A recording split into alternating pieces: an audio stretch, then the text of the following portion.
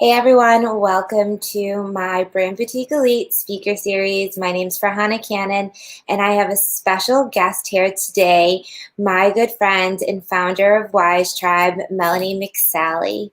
Hey Melanie, thank you for being on today. Hi, Farhana. Thank you for having me. So tell us a little bit about, let me tell my story a little bit first. Okay. So I met Melanie at the Small Business Expo in Boston, and she was leaving corporate and starting her own journey and business. And we started working together. And then as it evolved, WyzeTribe became this really amazing company that I needed to partner with because all of my clients needed this. And what she does is basically automates all of your technical digital marketing functions, your website, your text message campaigns, your email campaigns. So I share a lot with, the 5 components of how to attract and convert your perfect customer. And one of those huge components is having a sales and marketing funnel that is automated. And so she and I work perfectly together because all of my clients need her services. So tell us a little bit about how you got started. Sure. So like Farhana said, we met at the expo in Boston, Massachusetts. We're both from there. Although we both travel the world living this amazing lifestyle of being able to serve from anywhere in the world, which is the beauty of automating your business, right? And when I first started, I wanted to build a software company because I have a background in engineering. And what I realized was there was this huge need in the market for making technology accessible to entrepreneurs. So right now, most entrepreneurs believe that technology is too expensive, it takes too much time, and it's way too complicated to understand. So I wanted to take away those 3 barriers. So I met Farhana, and like Farhana said, we make a perfect match because we serve the need in the market that the other one creates in business. So she creates these huge amazing brands and funnel strategies, and then I implement them. And I implement strategies, but if you don't know what your vision, what your ideal audience is, what your cohesive brand is, then that funnel's not really going to work for you very well. So it was a marriage made in heaven, as they would say. Yeah, so Melanie and I have traveled the world together, and it's usually us 2 girls, and we go to these fabulous restaurants, and we'll, have all of these moments, and we have this inside joke that we always have our anniversary because I walked into this restaurant once, and they asked me, "Are you celebrating anything?" And granted, we were celebrating like this product partnership that we had created. The first thing the woman said was, "Are you celebrating your anniversary?" And me just thinking it was funny or just like kind of snap reaction was like, yes. And so they brought us sparklers and like a dessert that said happy anniversary on it. And so now we have this joke that every time we go out, we are celebrating, but it's our anniversary. Yes. And I think the best moment of that whole situation was Farhana loves to have Instagrammable moments. And the first photo didn't come out well. So I said to the server, can we have a do-over? And they brought all new streamers and did the whole thing all over again. Yeah, that was a little ridiculous, but it was so much fun. And then the next night we went out and they had like this faux like New Year's Eve party with like Frank Sinatra and fireworks over the bay. So we've had lots of like accidental fun anniversary parties. Yep. But yeah, like Instagrammable moments. So we live this life where we go and travel and we serve tons of people all over the world and speak at different events. But then we have moments and we, take photos of some of those moments.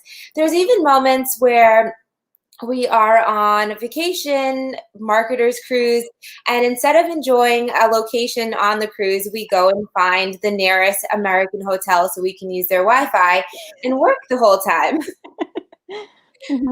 But it is what it is. And like having a beautiful view from our laptop when you take a peek up every few seconds is worth it. And so everyone can do that too by having these automated systems. So how amazing would it look if you could have somebody opt in for your freebie and then them be continuously interacted with automatically. Just think about how much more business you would get if all of your clients or all of your potential clients had points of contact with you without having to you actually, okay, stop everything. I forgot. I need to email Mary back. So when you have your automated funnel, it makes it so much easier. Melanie, tell us a little bit of a client win or, an example of where somebody was doing that manual interaction and then you worked with them and then they just got so much more ease and time back. Well, actually, let's talk about you, right? So back in December, you were asked to go speak at an event because most of the speakers were double booked, right? And so you were asked to sort of fill in and be sort of the headliner for this event, right? And you looked at me and you said, how am I going to do this? There's nobody going with me to support me in the back of the room. And I don't know if you've ever been at one of Farhana's public speaking events, but she always fills the room. And everybody is always rushing to the back of the room because nobody wants to deal with Instagram, right? we'll scroll through the feed and we'll read all the cool memes and things, but nobody wants to spend the effort in doing the work themselves of building out that brand and targeting their ideal customer, right? Which is why Farhana serves such a big niche. And so we said, well, why don't we just build you an automated sales process for the room so people can just do it on their phone. They can opt in and pay to work with you right on their phone while they're sitting there listening to you. They don't even have to rush to the back of the room. And so in a matter of hours, we built this whole thing and you got up and you can finish the story. Yeah. So I got up in front of the room and I was like, okay, just text to this number, text this word if you're interested, if you want this freebie and you want to see what else is next. And so it was it wasn't a hard sale. It was a very soft sale. I was providing a free gift as well in that. And people could then purchase, I was selling a digital course at the time, and they could purchase the digital course right at that time because there was absolutely no way that I was going to be able to field questions in the front of the room, sign up people in the back of the room. And throughout that session, while I was talking, people kept opting in to get information. And it was so easy. Also, too, I really don't like to travel with a ton of paper, and I just don't like paper. I like to be green. I just feel like that's unnecessary when everything's kind of tech-based now. So it was great to just have all of that stuff come in. People got emailed their invoice right away. They got all of their information, how to get started, their login. It was so seamless that everyone had a good experience and I was filling in for another speaker that hadn't made it there either. And I kind of just off the cuff had to make up this topic. I mean, granted, it was similar to what I speak on, but it was just definitely a different vein. So I was like, all right, this is what we're going to do. We're going to add this in, and this is how it's going to work. So it was very kind of on the fly.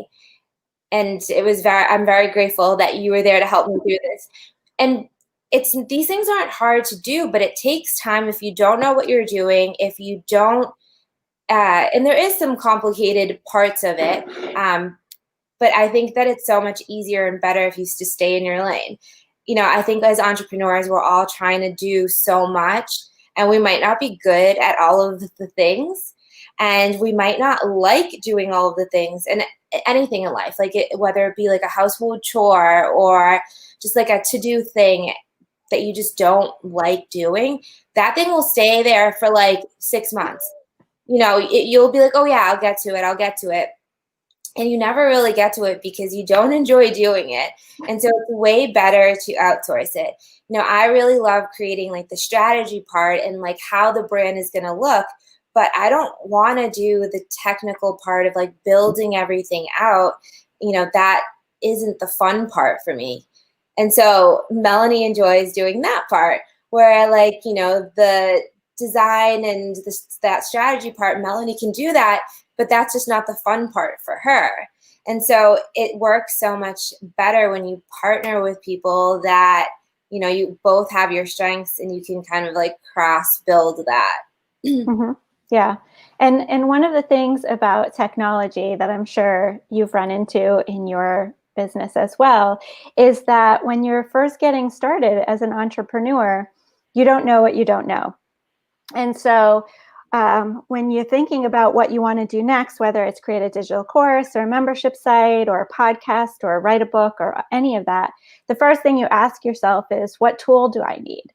And since probably are not interested in researching all the different tools, so you ask somebody who's already been in business, who's already created a digital course, what tools should I use?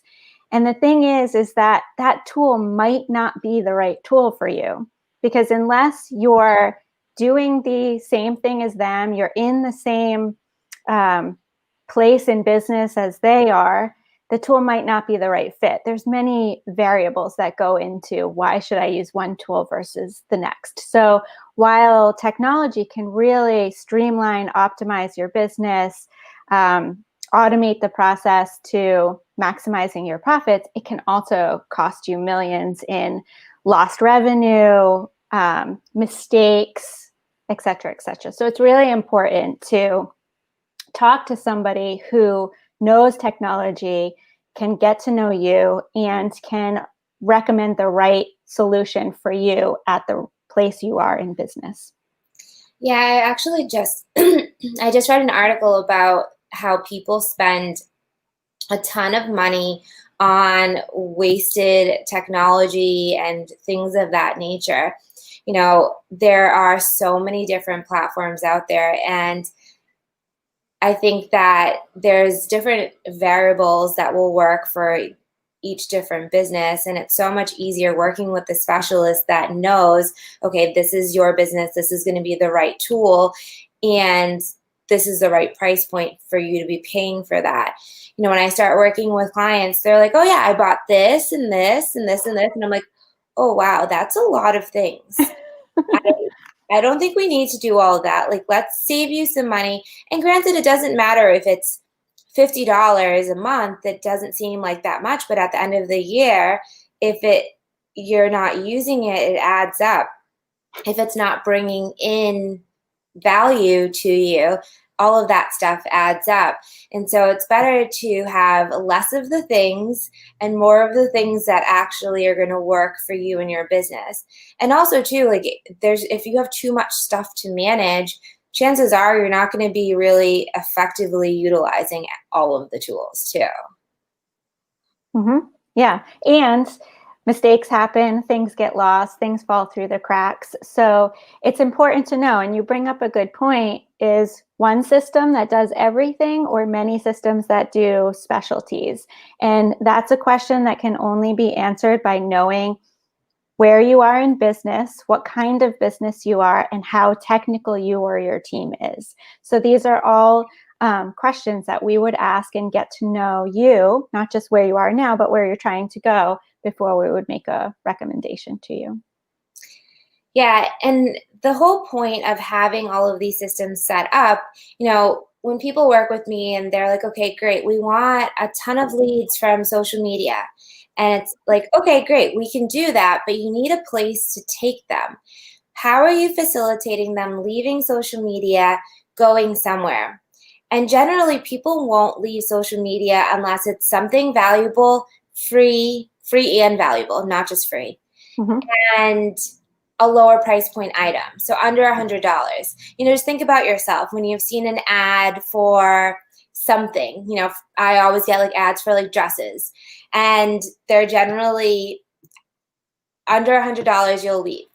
There's some products that you'll see ads for that are higher price point, but they're items that you've already seen a ton of times. So maybe it is Beats headphones, or like a GoPro, or something that you've seen multiple times.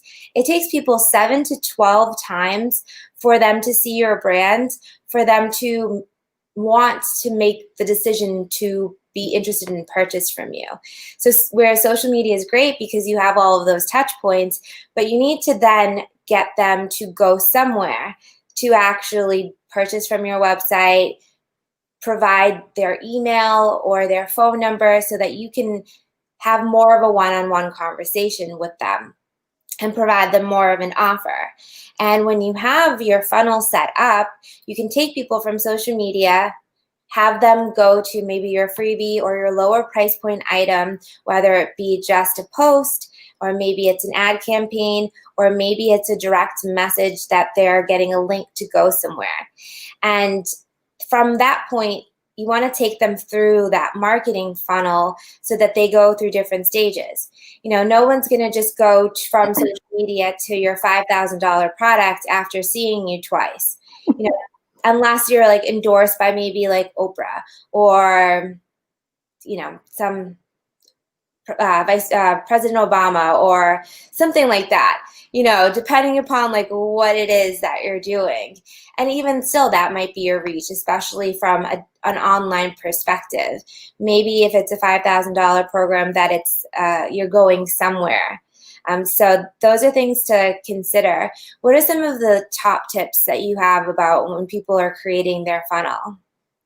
So there's two major mistakes that entrepreneurs make. One is they give everything for free and they never charge for anything and wonder why they're not making any money. It's like the funnel is built to people move from free to paying more, to recommending you and loving you and being part of your tribe, right? So there's a progression to it. And if you're not doing the different stages of progression, then basically what you're telling people is, I'm worth nothing. My value is worthless, because you're inadvertently telling these people, because you're giving away everything for free. So while you think that you're being nice and generous and kind, what you're telling people is your value is worthless. So it's not, right? So don't do that. Don't send that subliminal message to people. The other thing is, the other end of the spectrum is, as entrepreneurs, we're very creative. And so we want to do all the things, and we want to do them all right now. All of the things. All the things, and all right now. And that saying, what is it? Something of many, master of none. Yeah.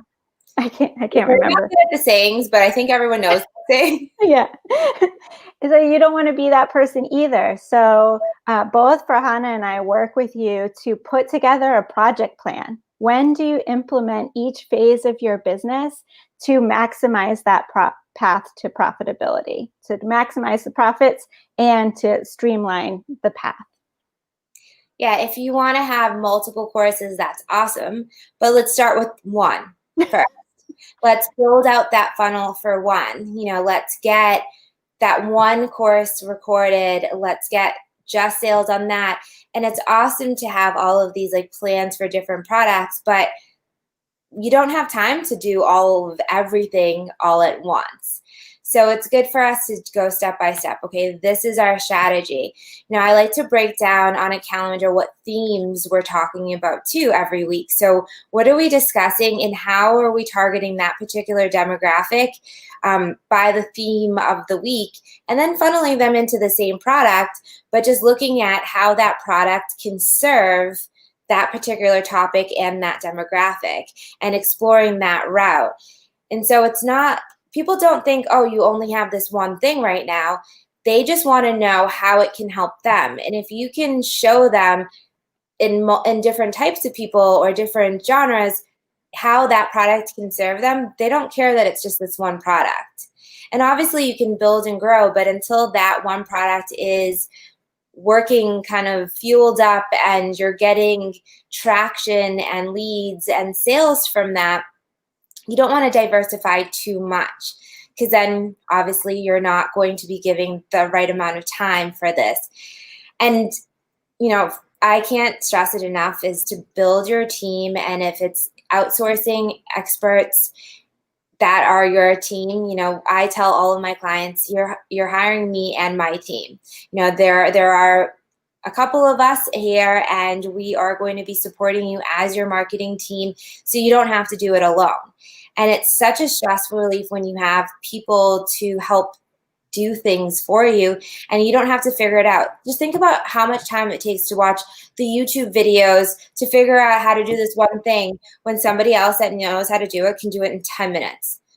You know, like you can, and it's great to know a lot of things, but I think having a team around you to get things done quicker, because like Melanie said, all of us entrepreneurs are trying to do all of the things all at the same time. And the only way that that actually works is if you are working with other people that are helping you do all of the things at the same time. Right. So, you know, if you're going to create multiple things at the same time, you need to have multiple teams, each one with its focus on one thing. So, like, I just invested in a company. They have 52 disparate applications within their system.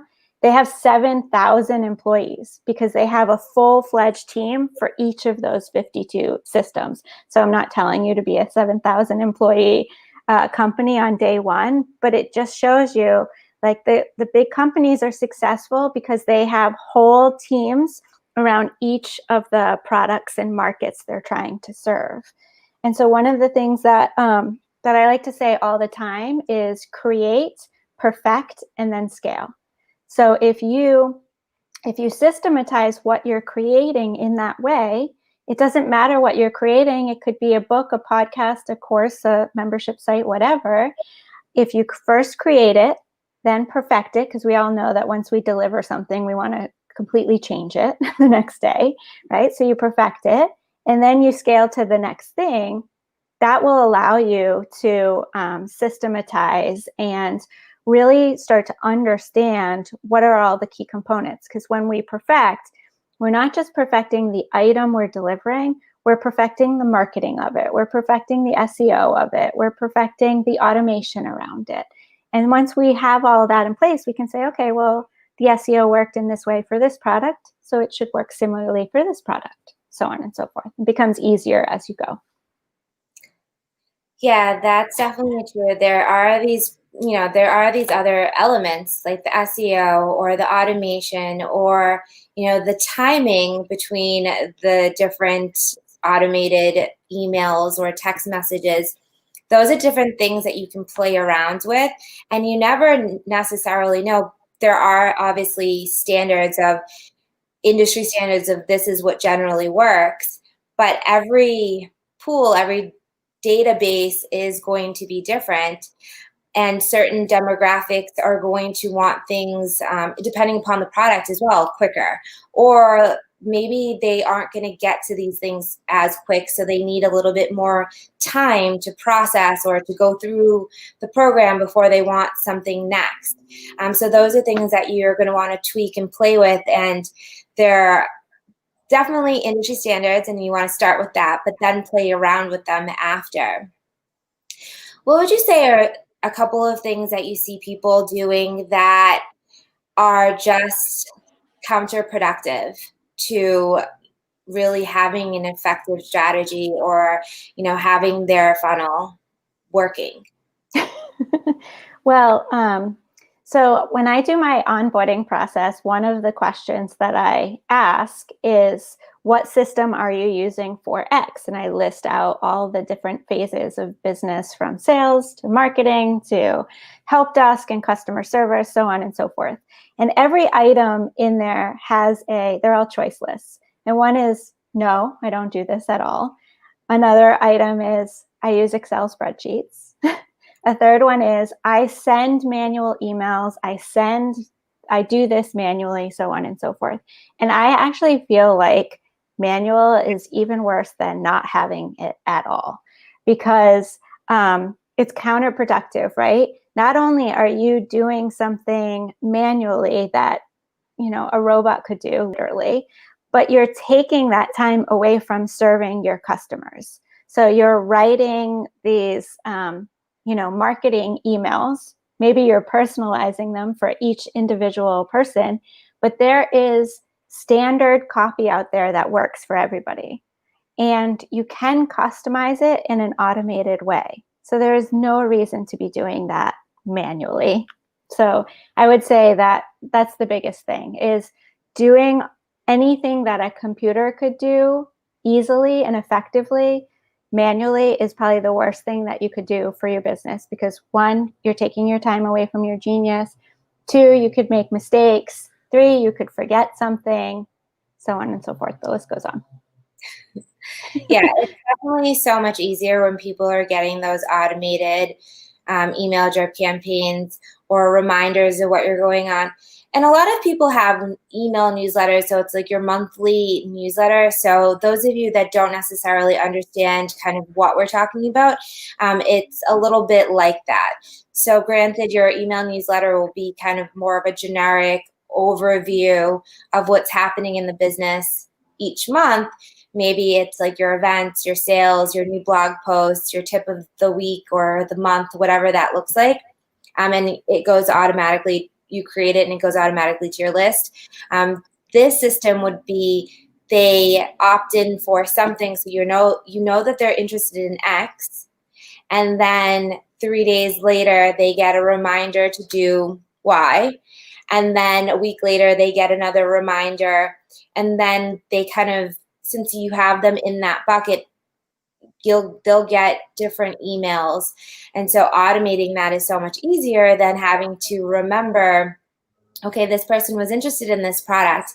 Let me continuously do that follow-up. And there's a lot of CRM systems that will automatically do the follow-up or remind you to do the manual follow-up.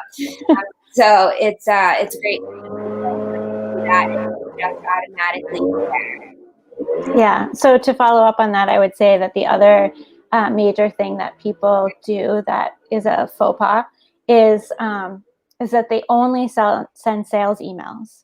So don't be that person, right? Like, as soon as people see that you don't actually care about them, that you just want to sell them something, they're going to opt out, and then your rating is going to go in the trash, and you're not going to be able to you're going to get blacklisted from all the marketing campaigns. So do follow the 80-20 rule, which is bring value and 80% of the time, and then 20% of the time you're looking to offer them your genius by selling them something. Yeah, and that's so true even on social media. So I have had various people sign up for my 20-minute complimentary brand strategy consults call. And in that call, we go over their social media and their online presence. And I look at these social media and it looks like a catalog. And it literally looks like a JCPenney catalog with mediocre photos, with lots of words saying, buy me, pick me. And it has nothing to do with an item that is going to. Can you hear that? Yeah. Even if you're an item that's going to be sales-like, for example, a clothing store. Yes, we know that you're selling clothing, but how do you showcase the lifestyle? How do you provide value? So maybe your email marketing is letting people know of the new items you have, but maybe you're talking about how do you mix and match summer shorts, or how do you mix and match jackets to give you different looks for the fall. So providing somebody with value, showcasing their lifestyle, because you know that they'll need this type of thing when it comes to a product sense.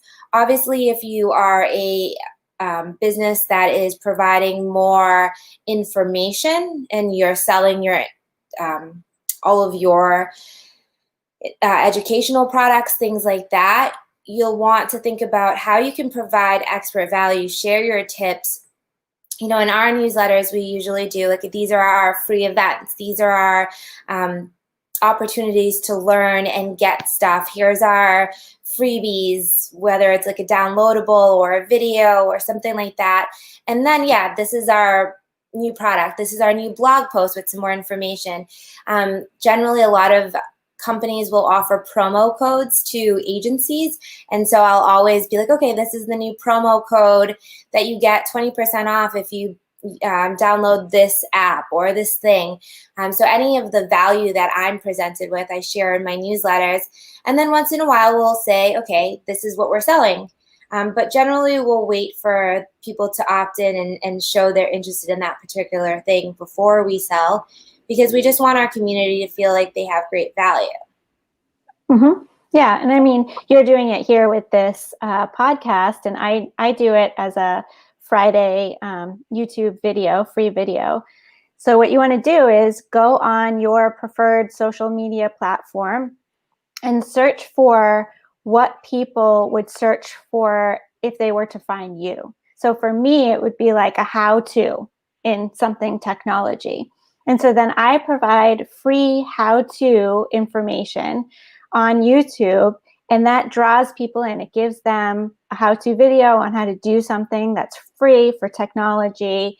And then, after a while, they might want to opt in to work with me. Like, I don't want to learn how to do all this stuff. I just want you to do it for me. And so I don't actually have to sell them anything. I can just provide them value, answer their questions, and then they might opt into me to buy my services because they value all of the information and expertise I've provided.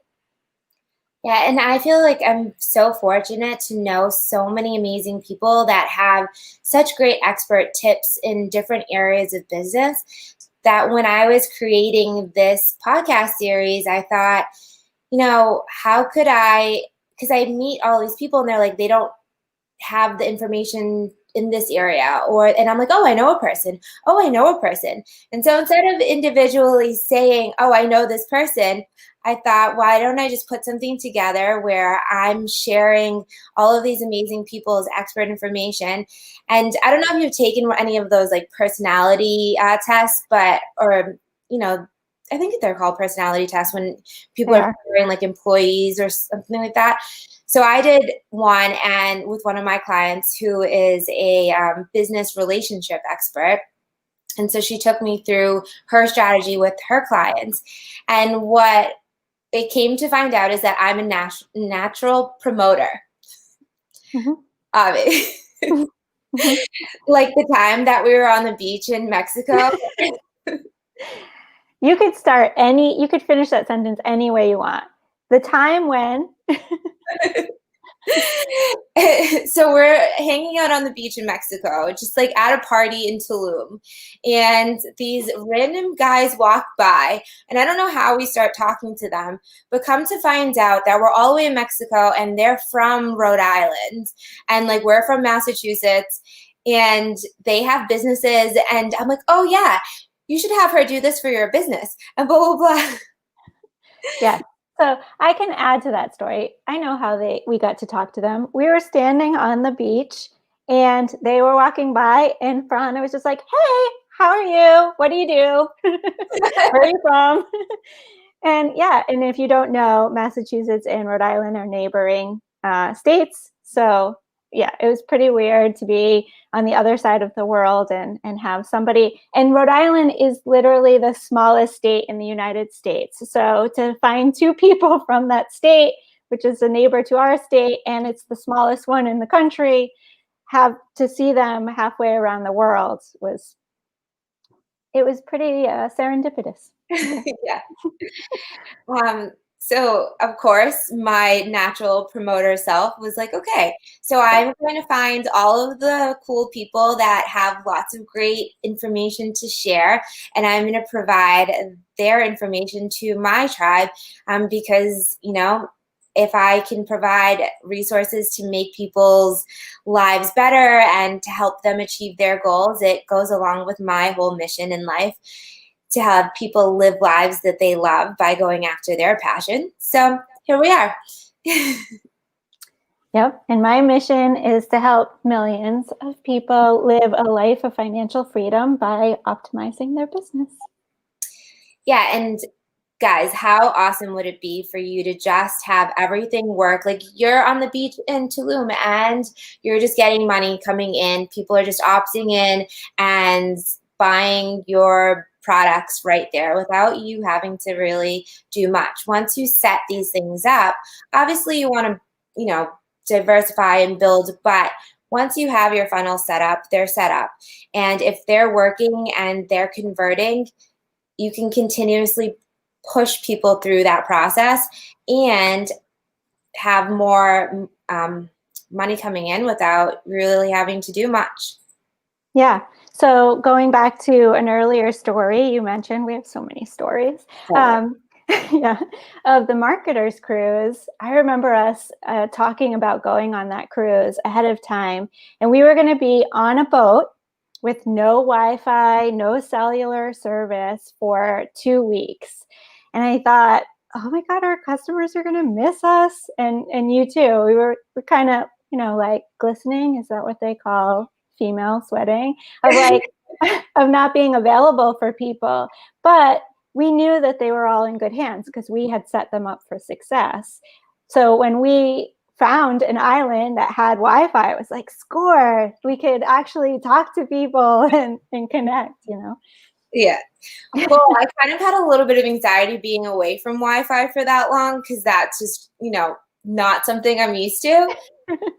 So yeah, when we did find the Wi-Fi, we have teams too that are supporting our clients when we're not in Wi-Fi zone or on airplanes for long periods of time.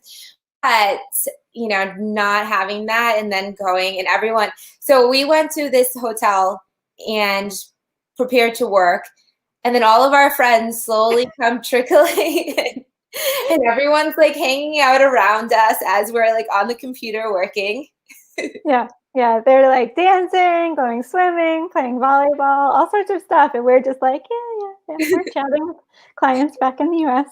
Yeah, I mean, we got some cute pictures of us like just on the computer as we're in a beautiful setting, but whatevs. Yeah, but we also got clients out of doing that because they saw us working on the beach, enjoying this beautiful atmosphere, and then they started chatting with us about what we do, and the rest is history. Yes. And it happens to Farhana a lot. I just collect all of the people, all of the cool people. I just collect them.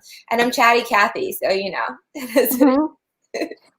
Yeah, and I'm your typical technology person that likes to be in the background building the system. So I just let Farhana attract the people, and then she recommends them to me. So it's a good relationship in so many ways. But Melanie's also an amazing speaker and recommends all of her clients work with me as well. So I've gotten lots of great leads, amazing clients from her. And we've also created, partnership events where we and a couple of other women are speaking on stage and providing all this like great workshop environment for people too. So we've done lots of cool things together. Mm-hmm. So I have a fun question. If you could be a superhero, what would your 2 superpowers be? I would like to fly because drivers annoy me. So I would like to get where I'm going faster and enjoy my environment, spend less time traveling. So that's one. And then, man, I would just like to know what people are thinking. Because not in a creepy way, but like I could just serve you better if I knew, even if I had even more insight into what you were dreaming. Because sometimes people can't convey what they're dreaming. So if I can get the visuals in their head, then that would really help me and you probably bring it to life. Yeah, I feel like I have a little bit of understanding of what people are thinking when they're not saying it, and I can like pull it out, like some weird like psychic witch thing, but definitely not completely. Like if I could mind read.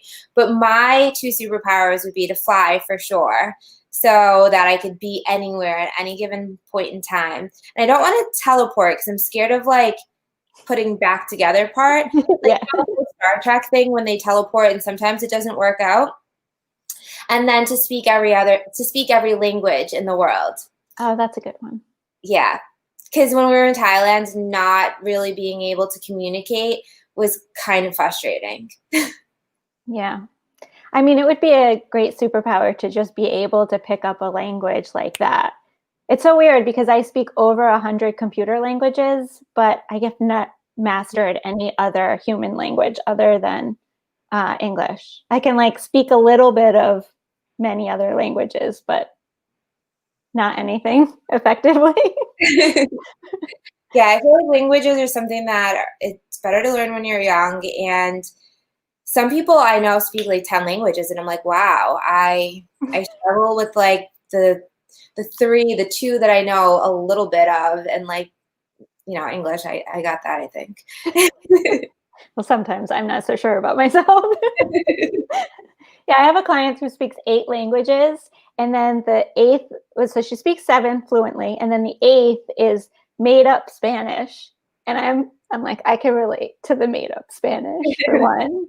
But two, I said to her, oh, great, you speak French. I can practice with you. And she said, oh, I'm so excited you speak French. And I was like, yes, speak. You're giving me way too much credit. Yeah.